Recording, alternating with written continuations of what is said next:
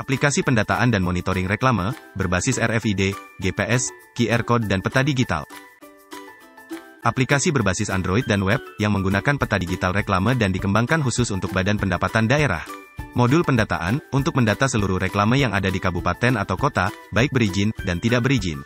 Modul monitoring, untuk memonitoring semua reklame yang sudah berizin. Pendataan reklame adalah, mendata seluruh reklame, baik tiang reklame, papan reklame, umbul-umbul, yang ada di kabupaten atau kota, baik berizin dan tidak berizin. Monitoring reklame adalah, memonitoring reklame yang sudah berizin. Pencarian reklame bisa menggunakan RFID, GPS, QR Code, kecamatan dan kelurahan. Permasalahan yang sering terjadi dalam pendataan dan monitoring reklame. Pencatatan dokumen secara manual, perlu waktu lebih untuk memonitoring. Wajib pajak tidak melaporkan pajak reklame. Perbedaan data dari wajib pajak, lokasi reklame dan ukuran. Lokasi reklame yang cukup banyak dan belum terdata secara lengkap. Proses pendataan dan pengecekan ke lokasi, kurang efektif dan efisien. Mengakibatkan, pendapatan daerah kurang maksimal. Alur proses pendataan reklame dengan aplikasi e-reklame. Petugas turun ke lapangan, dan mendata reklame. Petugas mencatat semua data reklame yang terpasang, kemudian menyimpan melalui aplikasi dan data akan terkirim ke server.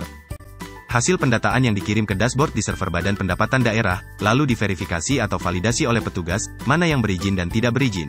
Apabila berizin, data akan ditambahkan nama wajib pajak, nama objek pajak, ukuran, masa berlaku, dan lain-lain. Data verifikasi berizin ini akan muncul di peta digital, dan statusnya untuk yang tidak berizin sebagai data potensi pajak daerah yang bisa ditindaklanjuti. Alur proses monitoring reklame dengan aplikasi e-reklame. Petugas turun ke lapangan, untuk monitoring reklame yang terpasang dan berizin.